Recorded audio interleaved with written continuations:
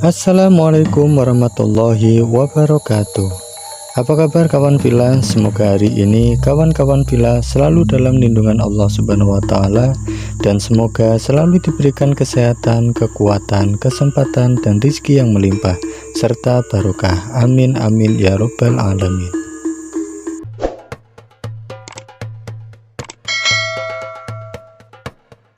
Kali ini Aswa akan memberikan info seputar fakta-fakta unik yang ada di makam Kanjeng Sunan Bonang atau yang dikenal dengan nama Raden Maulana Maktum Ibrahim yang ada di Tuban. Tuban yang saat ini mempunyai julukan Tuban Bumi Wali memang terbukti menyimpan cerita di balik Wali Songo, baik itu jumlah wali yang dimakamkan di bumi Tuban maupun dari sejarah Tuban yang dulunya pernah digunakan sidang dan pertemuan Wali Songo. Salah satunya adalah Kanjeng Sunan Bonang yang dimakamkan di kota Tuban. Makam Kanjeng Sunan Bonang sampai saat ini terus ramai dikunjungi para peziarah. Setiap harinya dari ratusan sampai ribuan para peziarah. Para pengunjung atau peziarah datang dari berbagai kota, berbagai wilayah di Indonesia sampai mancanegara, dan tentunya warga Tuban sendiri serta masyarakat Jawa Timur dan seluruh pelosok Nusantara. Kanjeng Sunan Bonang dilahirkan pada tahun 1465 dengan nama Raden Maulana Maktum Ibrahim. Beliau adalah putra dari Kanjeng Sunan Ampel dan Nyai Ageng Manila atau Dewi Condrowati. Dan Kanjeng Sunan Bonang wafat pada tahun 1525 Masehi. Dan makam yang diyakini masyarakat ada 3 tempat, yang satu berada di Tuban, dan satu lagi ada di Bawean, dan satu lagi berada di Desa Bonang. Desa Bonang adalah sebuah desa di Kabupaten Rembang. Namun yang sering diziarahi adalah makamnya yang ada di kota Tuban. Lokasi makam Sunan Bonang ada 3 karena konon saat beliau meninggal, kabar wafatnya beliau sampai pada murid-muridnya yang berasal dari Bawean Tuban, Rembang, serta Madura dan Surabaya. Dan murid-murid sangat mengagumi beliau sampai ingin memakamkan beliau di tempat mereka masing-masing. Konon cerita di masyarakat di 3 tempat itu semua murid-muridnya membawa jasad beliau dan dimakamkan. Allahu a'lam. Silsilah Kanjeng Sunan Bonang atau Raden Maulana Maktum Ibrahim. Terdapat silsilah yang menghubungkan Kanjeng Sunan Bonang dan Nabiullah Muhammad Sallallahu Alaihi Wasallam. Kanjeng Sunan Bonang atau Maulana Maktum Ibrahim bin Kanjeng Sunan Ampel Raden Rahmat Sayyid Ahmad Rahmatillah bin Maulana Malik Ibrahim bin Syekh Jumadil Kubro Jamaluddin Akbar sampai ke Alawi Amil Fakih bin Muhammad Sohib Mihbad, dan sampai ke Ali Zainal Abidin bin Husain bin Ali bin Abi Thalib dari Fatimah Az-Zahra binti Sayyidina Muhammad Sallallahu Alaihi Wasallam.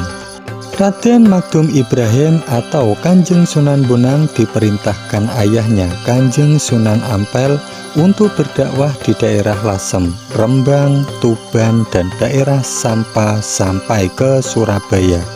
Ada yang unik dalam dakwah Kanjeng Sunan Bonang, yaitu dengan bonang atau gamelan. Keunikan metode dakwah Kanjeng Sunan Bonang atau Raden Maulana Maktum Ibrahim. Dalam berdakwah, Raden Maktum Ibrahim ini sering mempergunakan kesenian rakyat untuk menarik simpati mereka, yaitu berupa seperangkat gamelan yang disebut bonang. Bonang adalah sejenis kuningan yang ditonjolkan di bagian tengahnya. Bila benjolan itu dipukul dengan kayu lunak, timbullah suara yang merdu di telinga penduduk setempat. Dan lebih-lebih bila Raden Maktum Ibrahim sendiri yang membunyikan alat musik tersebut. Kanjeng Sunan Bonang adalah seorang wali yang mempunyai cita rasa seni yang tinggi, sehingga apabila beliau membunyikan dan memainkan kesenian, pengaruhnya sangat tinggi bagi pendengarnya. Setiap Raden Magdum Ibrahim membunyikan bonang, pasti banyak penduduk yang datang ingin mendengarkannya, dan tidak sedikit dari mereka yang ingin belajar membunyikan bonang, sekaligus melakukan tembang-tembang ciptaan Raden Magdum Ibrahim.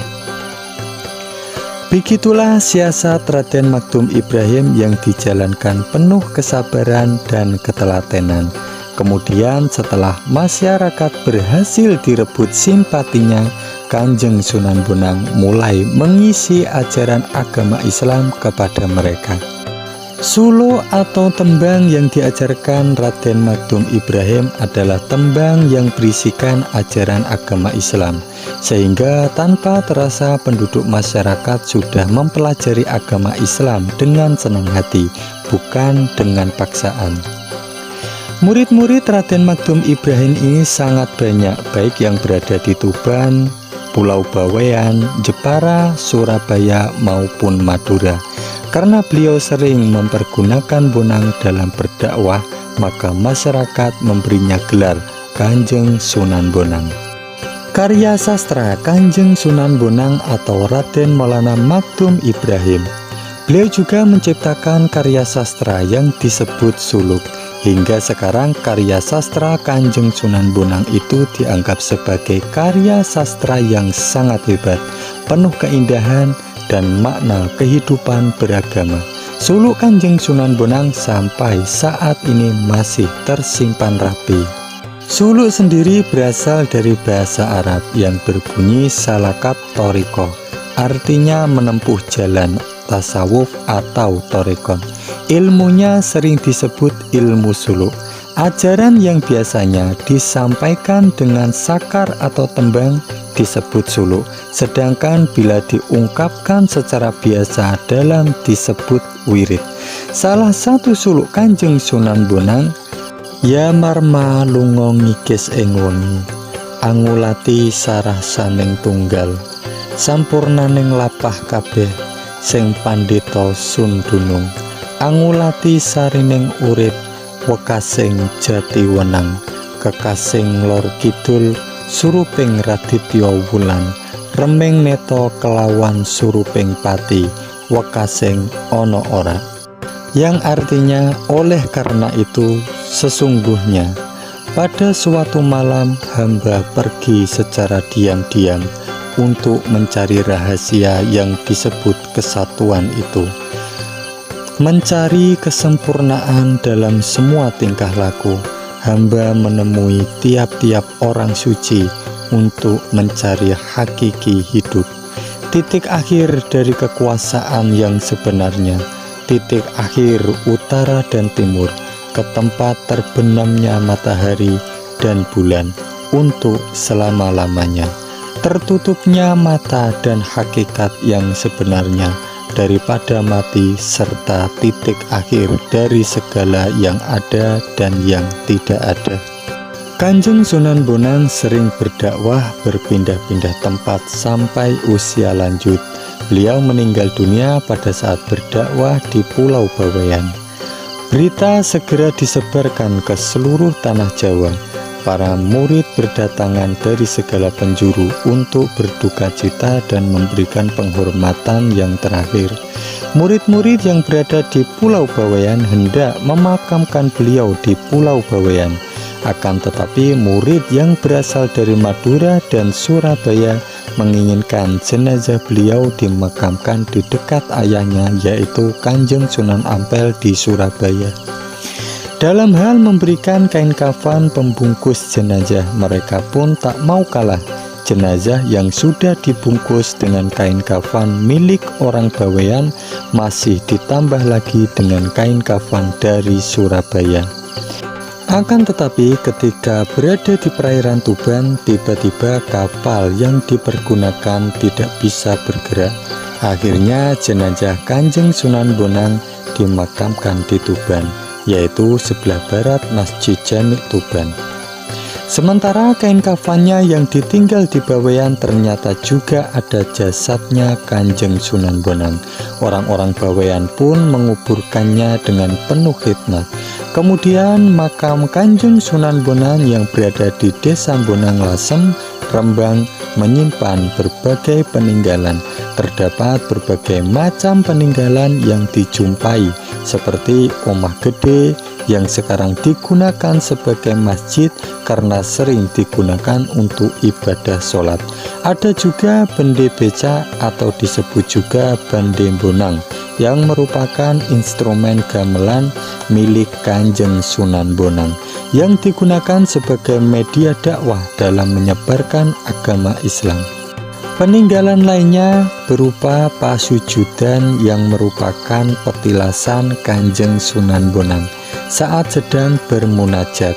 Di pasujudan inilah banyak orang dari berbagai daerah meniru jejak Kanjeng Sunan Bonang untuk bermunajat kepada Sang Pencipta agar dimudahkan dalam setiap urusannya.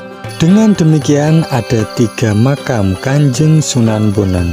Inilah karomah atau kelebihan yang diberikan Allah Subhanahu wa Ta'ala kepada Kanjeng Sunan Bonang. Dengan demikian tak ada permusuhan di antara murid-muridnya, serta makam yang berada di kota Tuban dari dulu sampai sekarang. Makam itu banyak yang berziarah, dan yang berziarah bukan hanya dari Jawa Timur dan Jawa Tengah, akan tetapi dari segala tanah air Nusantara. Demikianlah sahabat Villa paparan singkat tentang fakta-fakta unik yang ada di makam Kanjeng Sunan Bonang atau Maulana Maktum Ibrahim. Semoga dengan ini kita lebih cinta dan mengenal para wali-wali Allah yang berjuang menyebarkan agama Islam di Pulau Jawa dan di Nusantara. Dukung channel ini dengan like, komen, dan subscribe. Semoga sahabat Villa selalu dalam keadaan sehat dan senantiasa dilindungi, dinaungi, dijaga, dan dirahmati oleh Allah Subhanahu wa Ta'ala.